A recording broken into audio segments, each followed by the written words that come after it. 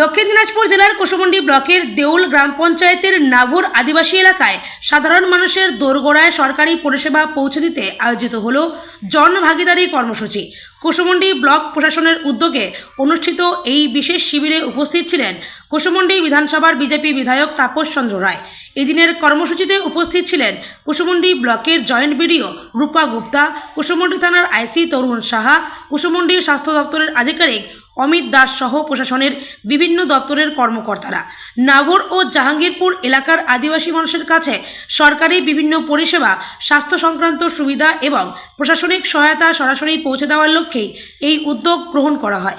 কর্মসূচিতে বক্তব্য রাখতে গিয়ে বিধায়ক তাপস চন্দ্র রায় জানান, প্রান্তিক ও আদিবাসী এলাকার মানুষের কাছে সরকারি পরিষেবা সহজভাবে পৌঁছে দিতেই জনভাগিদারি কর্মসূচির আয়োজন করা হয়েছে।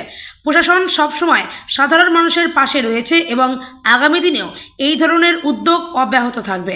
স্থানীয় বাসিন্দারাও এই উদ্যোগকে স্বাগত জানান। তাদের বক্তব্য, প্রশাসন ও জনপ্রতিনিধিদের সরাসরি উপস্থিতিতে এলাকার সাধারণ মানুষ বিভিন্ন সরকারি সুযোগ সুবিধা সম্পর্কে সচেতন হওয়ার পাশাপাশি দ্রুত পরিষেবা পাওয়ার সুযোগ পাচ্ছেন।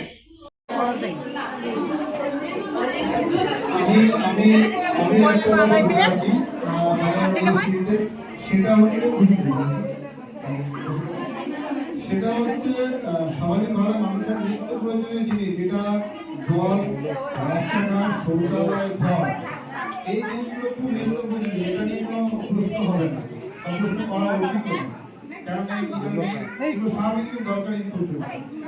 আমরা বর্তমানে মুখ্যমন্ত্রীর একটি সিস্টেম চালু করতে চলেছে।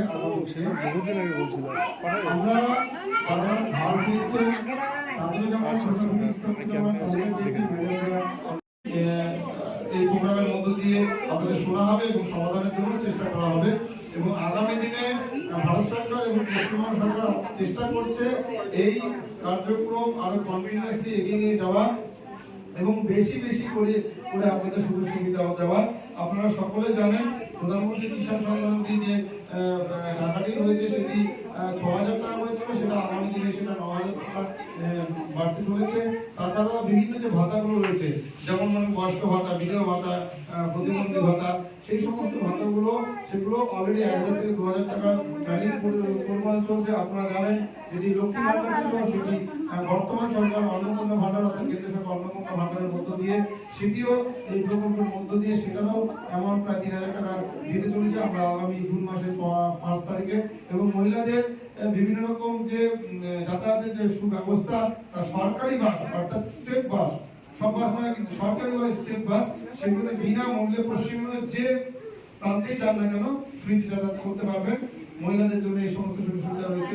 পাশাপাশি আপনারা আপনাদের জন্য জানিয়ে রাখি, যেহেতু স্বাস্থ্য একটা আমাদের কাছে বিশাল বড় একটা চ্যালেঞ্জিং বিষয়, পশ্চিমবঙ্গের স্বাস্থ্য অবস্থা একটু সমস্যা রয়েছে, সেগুলো ঠিকঠাক করার জন্য একটু আমাদের সময় দিতে হবে পশ্চিমবঙ্গ সরকারের, বর্তমান সরকারকে।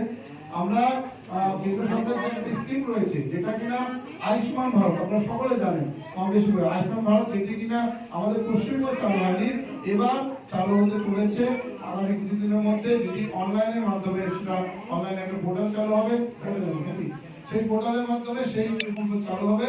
এবং আয়ুষ্মান ভারত বছরে ৫ লক্ষ টাকার একটি স্বাস্থ্য প্রকল্প।